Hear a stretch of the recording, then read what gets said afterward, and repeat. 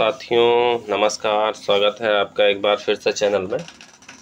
हम लोग निबंध की क्लासेस देख रहे हैं। ये हमारी 6वीं क्लास है, ठीक है। जैसा कि आप देख रहे हैं ये 6वां लेक्चर है। हमारे 5 लेक्चर हो चुके हैं। पाँचों लेक्चर में काफ़ी महत्वपूर्ण चीज़ें बताई गई हैं। अगर आपने पाँचों लेक्चर नहीं देखे हैं तो जाके चैनल पर देख लीजिए, क्योंकि काफ़ी महत्वपूर्ण कक्षाएँ रही हैं, ठीक है। तो ये हमारी 6वीं क्लास है। अगर 5वीं नहीं देखी है तो जाके देख लीजिए। क्योंकि 5वीं भी काफ़ी महत्वपूर्ण है। हमने 5वीं क्लास में क्या देखा था उसके बारे में थोड़ा डिस्कस कर लेते हैं। 5वीं क्लास में हमने देखा था 3 निबंध लगभग, जिसमें हमने देखा था एक निबंध कि नए मत तथा ईस मानव पारंपरिक धर्मों के लिए खतरा, ठीक है। वो आया था यूपीएससी 1996 में पूछा गया था।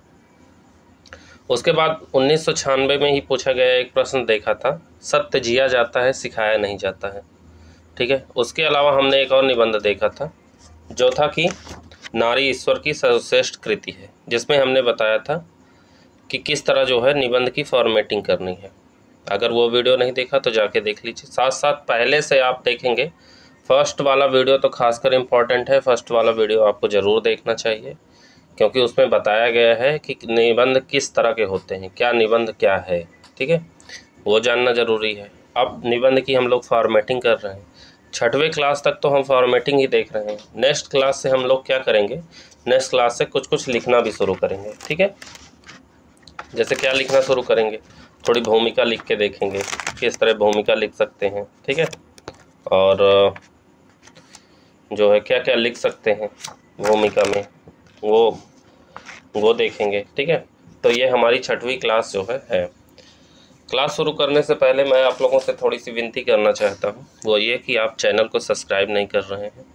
क्योंकि मैं देख रहा हूँ बहुत सारे लोग वीडियो को देख लेते हैं लेकिन चैनल को सब्सक्राइब नहीं करते हैं। आप सब्सक्राइब करेंगे तो मुझे अच्छा लगेगा, क्योंकि हमारी टेस्ट सीरीज़ भी चल रही हैं। अगर उन टेस्ट सीरीज़ को भी देखेंगे तो आपको काफ़ी लाभ होगा आने वाले एग्ज़ाम में। अगर आप पीसीएस देना चाहते हैं, समीक्षा अधिकारी देना चाहते हैं या यूपीएससी देना चाहते हैं, तीनों में से कोई एग्ज़ाम देना चाहते हैं तो टेस्ट सीरीज़ आपके लिए काफ़ी महत्वपूर्ण है और उसमें 100% आपको सफलता मिलेगी अगर उन टेस्ट सीरीज़ को अच्छे से देख लेते हैं तो, ठीक है। टेस्ट सीरीज़ की पीडीएफ आपको जो है टेलीग्राम चैनल पे मेरे मिल जाएगी, आप वहाँ जाके देख सकते हैं, ठीक है। और अगर पीडीएफ आपको नहीं मिल पा रही है तो भी आप मुझसे बताइए, मैं आपको पीडीएफ प्रोवाइड करा दूंगा, ठीक। तो चलिए आज के वीडियो को शुरू करते हैं। आज का हमारा पहला निबंध है कि सच्चे धर्म का दुरुपयोग नहीं किया जा सकता, ठीक है। यही निबंध 1997 में पूछा गया था, ठीक है। 1997 में ये निबंध पूछा गया था कि सच्चे धर्म का दुरुपयोग नहीं किया जा सकता। अब सीधे सीधे ये अमूर्त विषय पे है, जैसा कि आप देख रहे हैं। मतलब जो है हमको जो है सोच के लिखना है, अपने से खुद से सोचना है तार्किक रूप से और समझना है। इंग्लिश में लिखा है true religion can not be misused. Misused अलग हो गया और ट्रू रिलीजन मतलब सच्चा धर्म अलग हो गया। सच्चा धर्म अलग और दुरुपयोग अलग, ठीक है। अब सच्चे धर्म क्या क्या हो सकते हैं, ठीक है। तो सच्चे धर्म में अगर हम शुरुआत करेंगे तो जैसे कथन से हम लोग शुरुआत करेंगे। एक चीज़ मैं और बोलना चाहता हूँ, अगर आप निबंध की ये क्लास देख रहे हैं या कोई भी क्लास देख रहे हैं तो जैसे जैसे लिखाया गया है वो लिख लीजिए, ठीक है। नोट्स बना लीजिए, एक कॉपी बना लीजिए, उसमें निबंध की प्रैक्टिस करिए खुद से। और इस तरह जिस तरह क्लासेस हो रही हैं सीरियल वाइज आप क्लासेस लिख लीजिए, क्योंकि आगे अगली क्लास से मैं लिखाऊँगा भी, ठीक है, जिस तरह लिखाया गया है हम लोगों को क्लास में। तो आप कोशिश यही करिए कि निबंध को लिखते भी जाइए, तो आपके लिए प्रॉब्लम नहीं होगी आगे चल के, ठीक है। सिर्फ क्लास देखने से कुछ नहीं होगा, नोट्स बनाएंगे, खुद से रिवाइज करेंगे तो ही कुछ हो सकता है, क्योंकि निबंध कोई जीएस का विषय है नहीं, ठीक है। तो चलिए देखते हैं। तो हम लोग जब निबंध की शुरुआत करेंगे लिखने की तो हम लोग कुछ ऐसा लिखेंगे, ठीक है। जैसे कि हम लोग शुरुआत करते हैं निबंध लिखना, तो हम बीच में जो है मैंने एक पिछली क्लास में बताया था, ये मान लीजिए हमारे पास कॉपी है, तो हम लोग जो है जब ऐसे कोटेशन लिखेंगे तो कोटेशन की शुरुआत हमेशा 20 से करते हैं, 20 से लेके 20 तक, ठीक है। 1 लाइन, 2 लाइन, 3 लाइन, 4 लाइन। मान लीजिए 4 लाइन का है तो 4 लाइन में डबल इन्वर्टेड कामा से शुरू, डबल इन्वर्टेड कामा पे बंद, ठीक है। ये बीचों बीच। अब आगे अगर मान लीजिए निबंध में हम लोग कोटेशन लिखें तो ऐसे लिखेंगे, फिर भूमिका लिखेंगे तो जहाँ से कोटेशन शुरू किया ठीक उसके सामने से लेके ऐसे, फिर अगली लाइन ऐसे, फिर ऐसे ऐसे ऐसे लिखते हुए, ठीक। फिर उसके बाद अगर पैराग्राफ चेंज करेंगे तो फिर ऐसे, फिर नेक्स्ट नेक्स्ट ऐसे। तो हम लोग कुछ ऐसे निबंध की फॉर्मेटिंग करेंगे। बीच में अगर मान लीजिए पैराग्राफ के बाद भी अगर कुछ कोटेशन लिखना है तो ठीक वैसे ही बना लीजिए जैसे ऊपर बनाया गया है। तो मान लीजिए ऐसे, यहाँ पे जो है यहाँ से डबल इन्वर्टेड कामा की शुरुआत करिए, बीच में ये लिखिए और फिर डबल इन्वर्टेड कामा बंद, फिर अगली लाइन से ऐसे, ठीक। तो कुछ इस तरह फॉर्मेटिंग करेंगे तो आपको अच्छे अंक मिलेंगे, ठीक है। तो हम लोग जैसे कोटेशन में सच्चे धर्म में क्या लिख सकते हैं, जैसे दिवाली में अली बसे, ठीक है, दिवाली में अली बसे, राम बसे रमजान, ऐसा होना चाहिए अपना हिंदुस्तान। अगर ऐसा कोट लिख के आते हैं तो एग्जामिनर के मन में कहीं ना कहीं ये प्रश्न उठेगा कि वाकई जो है सच्चे धर्म की निष्ठा यही होनी चाहिए। जैसे हिंदू चला गया न मुसलमान चला गया, इंसान जुस्तजू में इंसान चला गया, ठीक है। हिंदू चला गया न मुसलमान चला गया, इंसान की जुस्तजू में, यहाँ की होना चाहिए, मैंने नहीं लिखा, ध्यान नहीं दिया, इंसान की जुस्तजू में इंसान चला गया, ठीक है। तो इस तरह के, अब जैसे देखिए बीच में ये डबल इन्वर्टेड कामा बंद है दोनों, ठीक है। इस तरह आपको जो है कोटेशन लिखने हैं, ठीक है। चलिए आगे देखते हैं। अब सच्चे धर्म में क्या हो सकती हैं, ठीक है, किस तरह फॉर्मेटिंग कर सकते हैं। तो सच्चे धर्म में धर्म क्या है, धर्म एक वो होता है जो मजहब होता है, संप्रदाय होता है, मत होता है, रिलीजन होता है, ठीक है। ये सारी चीज़ें धर्म के सेंस में ये हो गई जिसमें मजहब भी, संप्रदाय भी, मत भी या रिलीजन भी। कोई मजहब है, कोई संप्रदाय है, कोई मत है, कोई रिलीजन है, ये तो हो गया धर्म का ये पहला सेंस। धर्म का दूसरा सेंस होता है स्व कर्तव्य पालन, जिसे महात्मा गांधी मानते थे, ठीक है। महात्मा गांधी जो है स्व कर्तव्य पालन वाले धर्म को मानते थे, ना कि रिलीजन वाले धर्म को, ठीक है। जैसे स्व कर्तव्य पालन में मित्र धर्म हो गया, राज धर्म हो गया, पड़ोसी धर्म हो गया, पुत्र धर्म हो गया, राष्ट्र धर्म हो गया। अब स्व कर्तव्य पालन में इन सब धर्मों के बारे में कुछ भी आप लिख सकते हैं, मित्र धर्म के बारे में लिख सकते हैं, राज धर्म, पड़ोसी धर्म, पुत्र धर्म, राज धर्म, इन सब के धर्म क्या क्या हैं वो लिख सकते हैं, ठीक, ऐसा कर सकते हैं। अब आगे, अब दूसरा धर्म का सेंस क्या हुआ, दूसरा धर्म वो जो मनु में है, मनुस्मृति में लिखा गया है। दूसरा धर्म का सेंस यह है। मनुस्मृति में क्या लिखा गया है, मनुस्मृति की एक लाइन है, डबल इन्वर्टेड कामा शुरुआत है, लिखिए, धृति क्षमा दमास्तेयम शौचम इंद्रिय निग्रह धी, अगली लाइन से धीय विद्या सत्यम अक्रोधो दशकम धर्म लक्षणम, full stop, double inverted comma. देखिए, धृति क्षमा दमास्तेयम शौचम इंद्रिय निग्रहम धीय विद्या सत्यम अक्रोधो दशकम धर्मम लक्षणम। तो ये मनुस्मृति का एक कथन है। अब अगर धर्म के सेंस में लिखने की शुरुआत यहाँ से करेंगे तो भी आपको अच्छे अंक मिलेंगे। अब इस दोनों लाइन में आपको किसी चीज़ का अर्थ मालूम है, किसका मालूम होगा, सत्यम का सत्य, विद्या का विद्या, ठीक है, क्षमा का क्षमा, बस इन तीन चीज़ों को आपको जो है धर्म का मतलब मालूम होगा, बस इसके अलावा नहीं मालूम होगा। तो बताते हैं आपको इन सब के अर्थ क्या होंगे। देखिए,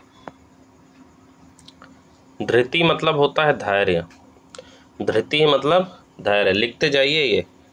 अस्तेयम मतलब चोरी ना करना, क्षमा मतलब माफ़ करना, शौचम मतलब साफ सफाई के साथ रहना, दम मतलब मानसिक संयम, इंद्रिय निग्रह मतलब शारीरिक संयम, दम मतलब मानसिक संयम और इंद्रिय निग्रह मतलब शारीरिक संयम, धीह मतलब विवेक, विद्या मतलब पढ़ाई, सत्यम मतलब सत्य बोलना चाहिए, अक्रोधो मतलब गुस्सा नहीं करना चाहिए या क्रोध नहीं करना चाहिए।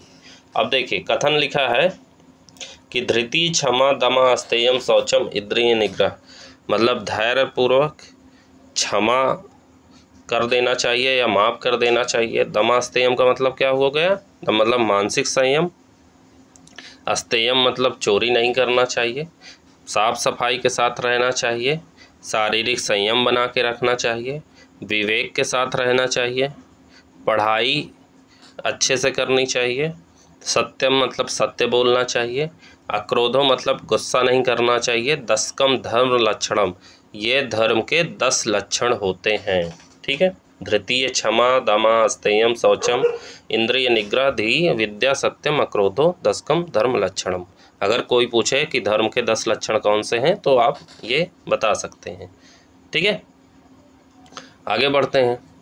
अब आगे क्या हो सकता है, महाभारत में जैसे धर्म के बारे में बताया गया है, गीता में डबल इन्वर्टेड कामा लिखिए, धरती धार्यति वा लोकम इति धर्मः, डबल इन्वर्टेड कामा बंद, धरती धार्यति वा लोकम इति धर्मः, मतलब धारण करने वाले जो धर्म होता है इस लोक में वही। ठीक है, गीता में ये कहा गया है।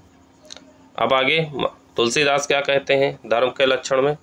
ठीक है, सच्चा धर्म में जैसे परहित सरिस धर्म नहीं भाई, पर पीड़ा शम नहीं अधिमाई। लिखिए, परहित सरिस धर्म नहीं भाई, पर पीड़ा सम नहीं अदमाई।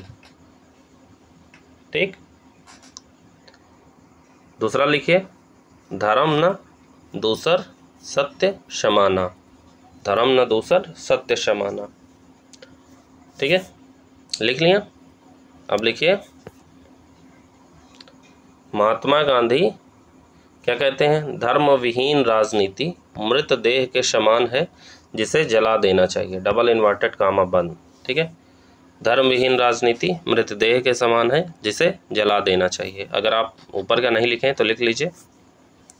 तुलसीदास सच्चे धर्म को क्या मानते हैं कि परहित सरिस धर्म नहीं भाई, पर पीड़ा सम नहीं अदमाई, मतलब परोपकार करने से बड़ा कोई धर्म नहीं होता है, परोपकार से बड़ा कोई धर्म नहीं होता है। ठीक, और महात्मा गांधी क्या कहते हैं कि अगर धर्म विहीन राजनीति मतलब कर्तव्य पालन, राजनीति मृत देह के समान है जिसे जला देना चाहिए। ठीक है, अब सच्चे धर्म का दुरुपयोग कैसे होता है, प्रश्न में यही पूछा गया है ना। देखिए, प्रश्न पे पूछा गया है कि सच्चे धर्म का दुरुपयोग नहीं किया जा सकता, तो दुरुपयोग सच्चे धर्म का कैसे होता है वो भी देख लेते हैं। सच्चे धर्म का दुरुपयोग कैसे होता है वो देख लेते हैं। तो पहले तो होता है मजहब के सेंस में, मजहब जिसमें एक सच्चा होता है एक झूठा होता है। सच्चा वो होता है जिसमें धर्मनिष्ठता की भावना होती है। ठीक है, जैसे जॉन डीनी अमेरिका के ये विचारक हैं, इनका मानना था कि जिसमें धर्मनिष्ठा की सच्ची भावना होती है वो मजहब सही मानता है, लेकिन उसमें भी जो है क्या है, कुछ कमियां हैं। रिलीजियसनेस उसको बोलते हैं, धर्मनिष्ठता को। ठीक है, धर्मनिष्ठता को क्या बोलते हैं, रिलीजियसनेस, जो बड़ा लक्ष्य हो, यानी जो निजी हितों पर खत्म ना हो, यानी बड़ा लक्ष्य हो, चरम प्रतिबद्धता हो जिसके प्रति, और क्षमताओं का बढ़ जाना इसमें शामिल होता है। ठीक है, रिलीजियसनेस में जो है क्षमताओं का बढ़ जाना, चरम प्रतिबद्धता और बड़ा लक्ष्य लेके हासिल करके चलते हैं। ठीक है, तो अब ये हो गया सच्चा मजहब के सेंस में। झूठा क्या हो सकता है, झूठा जैसे सांप्रदायिकता, सांप्रदायिकता समझते हैं, रूढ़िवाद, ये रूढ़िवाद को ही यथास्थितिवाद कहते हैं। यथास्थितिवाद मतलब समझते हैं, जैसे बुर्का है, पर्दा प्रथा है। अब जैसे बुर्का का सेंस आजकल जो है ईरान में चल ही रहा है, बुर्का का मुद्दा आप जानते ही हैं, है ना। अब उस सेंस में अगर आप देखेंगे तो देखिए, जैसा कि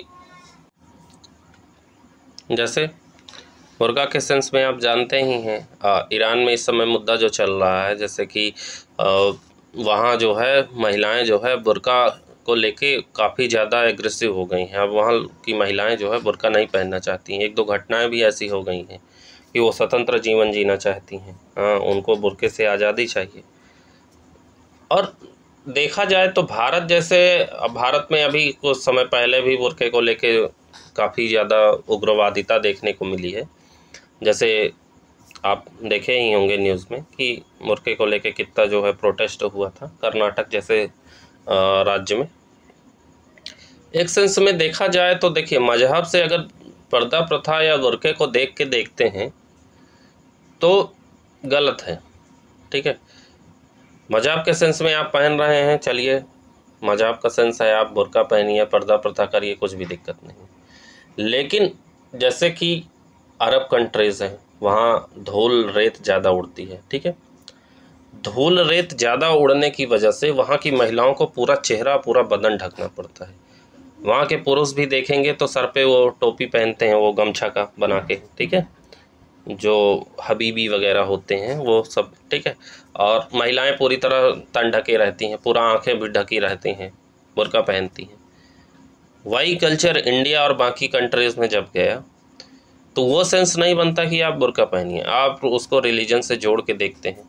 उसी तरह जैसे पर्दा प्रथा है, राजस्थान में महिलाएं जो है पर्दा प्रथा इसलिए भी करती हैं क्योंकि धूप की गर्मी इतनी ज़्यादा होती है, सूर्य की रोशनी जब सीधे पड़ती है तो जो है उनको काफ़ी प्रॉब्लम सहना पड़ता है। वहाँ जो है धूल भी उड़ती है काफ़ी ज़्यादा, तो महिलाओं के। लेकिन जो है देखिए, मैं किसी के पहनाव को जज नहीं कर रहा हूँ कि कहाँ का किसका पहनावा है, इसको मैं बिल्कुल खारिज करता हूँ इस बात को। भाई, हर की अपनी स्थिति होती है, वो कुछ भी पहनने के लिए स्वतंत्र है। लेकिन कहने का सेंस ये है कि अगर कहीं का वो पहनावा कहीं और उपयोग किया जा रहा है, अब जैसे एक कल्चर है जो कुछ यूरोपियन कंट्रीज़ हैं और कुछ ऐसे ठंडे प्रदेश हैं जहाँ की लड़कियाँ जो स्कूल जाती हैं वो भी स्कर्ट पहनती हैं। सर्दियों के मौसम में इतनी ज़्यादा सर्दी पड़ती है, हाँ, क्यों? क्योंकि उन्होंने कल्चर उसको बना रखा है। हालांकि ये कोई सेंस की बात नहीं है कि आप स्कर्ट पहन के जाइए, अगर सर्दी का मौसम है तो आप पूरे कपड़े पहन के रखिए, लेकिन उन्होंने बना के रखा है नियम कि आपको जो है स्कर्ट में आना है। तो ऐसा नहीं होना चाहिए।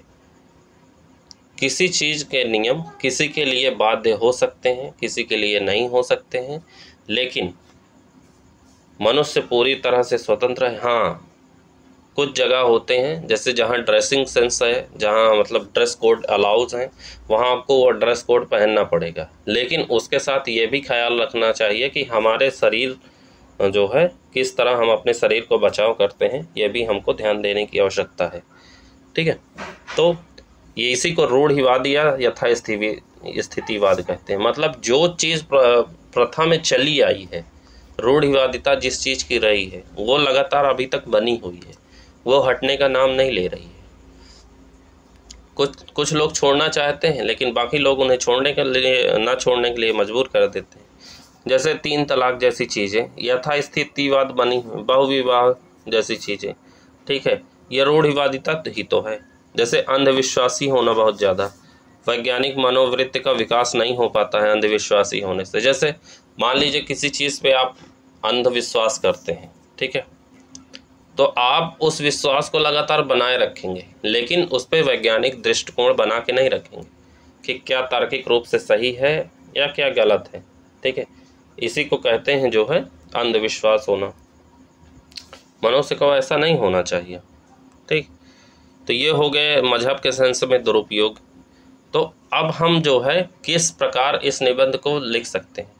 लिख सकते हैं कि जो सच्चे धर्म है वो क्या कहते हैं और उनका दुरुपयोग जो है कैसे हो सकता है। प्रश्न तो यही पूछा गया है कि सच्चे धर्म का दुरुपयोग नहीं किया जा सकता है, तो सच्चे धर्म क्या है अभी आपको बताया गया, साथ साथ इनका दुरुपयोग कैसे नहीं किया जा सकता, ठीक है, ये बताया गया। तो आपने लिख लिया होगा ये। अगर नहीं लिख लिया है तो वीडियो को पॉज करके लिख लीजिए, ठीक है। अब यूपीएससी 2001 में एक निबंध पूछा गया था, इसको देख लेते हैं।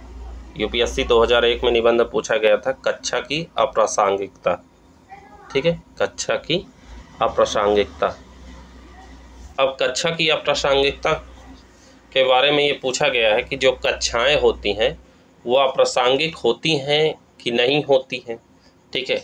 हमेशा से रही हैं या आज के समय रही हैं। हमको सोचना है तार्किक रूप से कि कक्षा की अप्रासंगिकता है या नहीं है, या हमेशा से है या आज के समय है। ठीक है, कक्षा मतलब जैसे हम क्लासरूम जिसे हम कहते हैं, क्लासरूम अप्रासंगिक रहा है हमेशा से कि नहीं रहा है, आज के समय है या नहीं है, वो देखना है। ठीक है, तो चलिए देख लेते हैं। अब अगर देखेंगे कि कक्षा की अप्रासंगिकता हमेशा से रही है, तो पहले देख लेते हैं हमेशा से रही है कैसे। अनूठा व्यक्तित्व बनता है। ठीक है,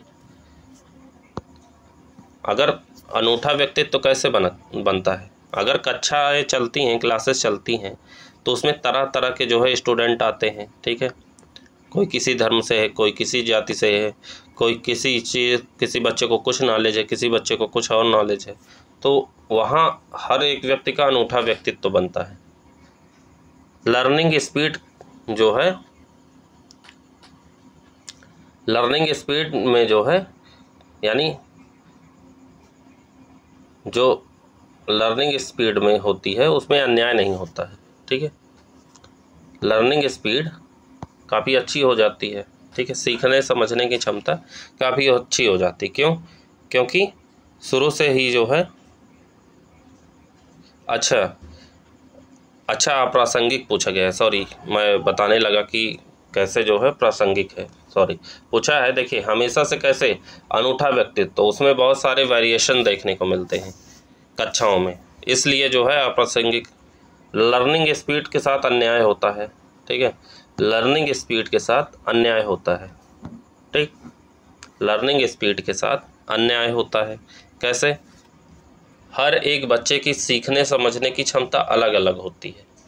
ठीक, और जब अलग अलग होती है तो वो दूसरे बच्चों के साथ मेल नहीं खा पाता। इसलिए आप देखे होंगे क्लास में बहुत सारे बच्चे तेज, मीडियम, मध्यम और कमज़ोर, इस तरह के बच्चे होते हैं। ठीक है, सैद्धांतिक ज्ञान और किताबी ज्ञान तो मिल पाता है, लेकिन अनुभव उनको नहीं मिल पाता है। ठीक है, प्रकृति से दूरी हो जाती है। ठीक है, अगर कक्षाएं नहीं होती हैं, ठीक है, कक्षाएं नहीं होती हैं तो प्रकृति से दूरी बन जाती है। और कक्षाओं की अप्रासंगिकता कैसे रही है? प्राचीन काल में आप देखे होंगे दलितों, महिलाओं को जो है मौका नहीं मिलता था, इसलिए माना जा सकता है कि कक्षाओं की अप्रासंगिकता थी। ठीक है, आज के समय में कैसे अप्रासंगिकता? गूगल आप जानते ही हैं, गूगल से नॉलेज जो है मिलती है, लेकिन क्लासरूम जैसा माहौल नहीं मिलता। फ्री वीडियो क्लासेस मिलती हैं, लेकिन क्लासरूम जैसे माहौल नहीं मिलता है। एप्लीकेशंस हमारे पास बहुत सारे हैं जिन ऐप पे हम लोग पढ़ाई कर सकते हैं, लेकिन वो प्रासंगिक नहीं है पूरी तरह से। ठीक, ये तो जानते ही हैं। मतलब कक्षा की अप्रासंगिकता आज भी बनी हुई है और हमेशा से रही है। अब देखते हैं कि कक्षा की प्रासंगिकता कैसे बनी हुई है। कक्षा की प्रासंगिकता जो है कैसे बनी हुई है? कक्षा की प्रासंगिकता बनी हुई है सामाजिक बुद्धिमत्ता से। हम अगर कक्षाएं जो है चलाएंगे तो सामाजिक बुद्धिमत्ता हमारी तेज होगी। ठीक है, तरह तरह के क्लासरूम में बच्चे रहेंगे, उनसे जब मेल जोल होगा, ठीक है, तो हमारी जो है समाज के बारे में जानने की क्षमता अधिक होगी। कोई किसी धर्म का है, कुछ किसी विशेष जाति का है, ठीक है, कोई किसी रिलीजन और किसी क्षेत्र का है, क्षेत्र विशेष भी का जो प्रभाव पड़ता है, कोई देश विशेष का है। जैसे मान लीजिए अमेरिका में पढ़ने वाले बच्चों के साथ हमेशा टेस्ट होता है कि वहाँ हर एक कंट्री के एक एक बच्चे होते हैं, लगभग जैसे जो इंडिया से जाके अमेरिका में बस गए, अफ्रीका से जाके, यूरोप से जाके, ठीक है, और दूसरी जो है कॉन्टिनेंट से जाके अमेरिका में रह के पढ़ाई कर रहे हैं। ठीक है, तो कक्षा में तरह तरह के कंट्रीज़ वाले हैं, काले गोरे भी हैं। ठीक है, वहाँ ये रेसिज्म चलता ही है, काले गोरे वाला वो हो गया। और साथ साथ जो है जब ये इन बच्चों का आपस में मेल जोल होता है अलग अलग रिलीजन के साथ, तो उनकी सामाजिक बुद्धिमत्ता का स्तर काफ़ी उच्च हो जाता है। क्या हो जाता है? उच्च हो जाता है। भावनात्मक बुद्धिमत्ता, जब एक दूसरे को देखते हैं तो भावनाएं विकसित होती हैं। ठीक है, महिलाओं और पुरुषों को एक साथ बैठाया जाता है क्लासरूम में, ठीक है। तो किस प्रकार भावनात्मक बुद्धिमत्ता का विकास होता है, अलग अलग बैकग्राउंड से होने के बावजूद जो है जब एक साथ बैठते हैं तो कक्षा में भावनात्मक बुद्धिमत्ता पैदा होती है, इमोशनल इंटेलिजेंस, ठीक है। डाइवर्सिटी, जैसे मैंने बताया, विविधता देखने को मिलती है। विविधता से क्या होता है, विजडम होता है, ठीक है। डाइवर्सिटी जब देखने को मिलती है, अलग अलग क्षेत्रों से बच्चे आते हैं, मेल जोल होता है तो डाइवर्सिटी बनती है, ठीक है, उससे विजडम बनता है। प्रतिस्पर्धा देखने को मिलती है, कंपटीशन जिसे कहते हैं, कंपटीशन देखने को मिलती है। लिखते जाइएगा, ये जो बोल रहा हूँ और ये जो लिखा हुआ है ये आप, क्योंकि जब एग्ज़ाम में जो है निबंध लिखेंगे तो आप क्या लिख के आएंगे, यही सब ना लिख के आएंगे जो मैं बोल रहा हूँ, या आप अपने से कुछ सोच पा रहे हैं तो वो भी लिखते जाइए, ठीक। और शारीरिक पक्ष भी एक जो है मालूम होता है। जैसे मान लीजिए हमारे यहाँ स्कूल्स होते हैं या कहीं भी स्कूल्स होते हैं, शारीरिक पक्ष वहाँ शामिल होता है। क्या खेल कूद करवाया जाता है। देखिए, क्लासरूम, अगर स्कूल में हम ऑफलाइन क्लासेस जा रहे हैं, टीचर सामने से आ रहा है, पढ़ाई हो रही है, तो उसका जो स्तर होगा वो अलग होगा। अगर क्लासरूम नहीं है, पढ़ाई नहीं हो रही, ऑनलाइन क्लासेस कर रहे हैं, तो उसका स्तर अलग होगा। खेल भावना का विकास होता है, खेल कूद में काफ़ी अच्छे हो जाते हैं, खेल कूद में अच्छे हो गए तो खेल भावना का विकास हुआ। तो शारीरिक पक्ष हो गया, ये शारीरिक मतलब श्रम हो गया, ठीक। ये कक्षा की प्रासंगिकता है। मित्र समूह बन जाते हैं, कुछ ऐसे मित्र समूह बन जाते हैं जो जीवन भर सहयोग करते हैं एक दूसरे का। आपको याद ही होगा, आपके कॉलेज के तमाम ऐसे मित्र होंगे, स्कूल के मित्र होंगे, ठीक है, जो अभी तक आपके मित्र बने हुए हैं और आप हमेशा उनके साथ जुड़े रहते हैं और आप चाहते हैं कि वो जीवन भर आपसे जुड़े रहें, ताउम्र जो है, आप उनसे अलग नहीं होना चाहते। तो मित्र समूह ऐसा बन जाता है। साथ साथ अनुशासन भी जो है सीखने को मिलता है कक्षा में। क्लासेस चलेंगी तो वहाँ अनुशासन देखने को मिलेगा, लेकिन अगर कक्षाएं नहीं होंगी तो अनुशासन कैसे देखने को मिलेगा, आप ही बताइए। तो कक्षाओं की प्रासंगिकता तो यही है कि क्लासरूम आपको देखने को मिल जाएगी, मित्र समूह देखने को मिल जाएगा, सामाजिक बुद्धिमत्ता काफ़ी उच्च हो जाएगी, भावनात्मक बुद्धिमत्ता उच्च हो जाएगी, और डाइवर्सिटी आपकी देखने को मिलेगी, प्रतिस्पर्धा देखने को मिलेगी, शारीरिक पक्ष जो है खेल कूद वगैरह देखने को मिलेगा, मित्र समूह, अनुशासन, ये सारी चीज़ें कक्षा की प्रासंगिकता हो गई। तो आप जो है जब इस निबंध को लिखेंगे तो इसमें लिखेंगे कक्षा जो है प्रासंगिक रहा है, हमेशा से रहा है और आगे भी रहेगा। अप्रासंगिकता कैसे लिख सकते हैं आज के समय में कि गूगल से नॉलेज बढ़ गई है, हाँ गूगल से लोग नॉलेज ले रहे हैं तो कक्षा की कोई आवश्यकता नहीं है, फ्री वीडियो क्लासेस मिल जा रही हैं तो कक्षा जाने की आवश्यकता ही नहीं है। साथ साथ जो है आप लिख सकते हैं कि एप्लीकेशन बहुत सारे ऐसे आ गए हैं जिनमें बहुत सारे वीडियोस और क्लासेस फ्री मिल जा रही हैं तो कक्षा जाने की ज़रूरत नहीं है, ठीक है।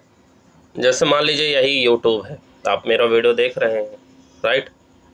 अब आपको जो है मैं ऑफलाइन बुला के नहीं पढ़ा रहा हूँ, आप घर बैठे देख रहे हैं।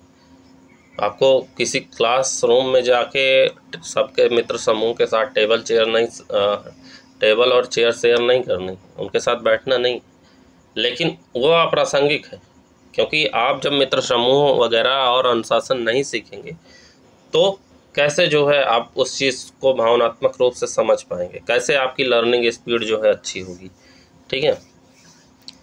तो ये सारी चीज़ें जो है जब आप लिखेंगे इस निबंध में कि कक्षा की क्या अप्रासंगिकता है, क्या प्रासंगिकता है, तो आपको अच्छे अंक मिलेंगे, ठीक है। आगे बढ़ते हैं, एक निबंध और देख लेते हैं। अगला निबंध है यूपीएससी 2002 में पूछा गया था। क्या है कि महिमा की राहें मृत्यु तक जाती हैं, महिमा की राहें मृत्यु तक जाती हैं, the path of glory lead but to grave, ठीक है, ये लिख सकते हैं। मैंने जो पीछे बताया आप उसे पॉज करके लिख लीजिएगा, नोट्स में डायरी बना लीजिए, चाहे नोट्स बना लीजिए, लिखते जाइए, क्योंकि कल अगली क्लास से जब होगी तो अगली क्लास से मैं लिखाना भी शुरू करूँगा, आपको ज़्यादा लिखना पड़ेगा, काफ़ी ज़्यादा लिखना पड़ेगा, ठीक है। तो लिखते भी जाइए। ठीक, तो चलिए देख लेते हैं महिमा की राहें मृत्यु तक कैसे जानती हैं। तो महिमा का मतलब क्या होता है? महिमा का मतलब होता है महानता या बड़े स्तर पर होना या अनंत शक्ति या सम्मान का होना। ठीक है, महानता या बड़े स्तर पर होना या अनंत शक्ति या सम्मान का होना, यह होती है महिमा। ठीक है, अब महिमा की राहें मृत्यु तक कैसे जाती हैं? एक तो होती है मृत्यु में वास्तविक मृत्यु और दूसरी अन्य अर्थ में मृत्यु। वास्तविक मृत्यु में क्या हो सकती है?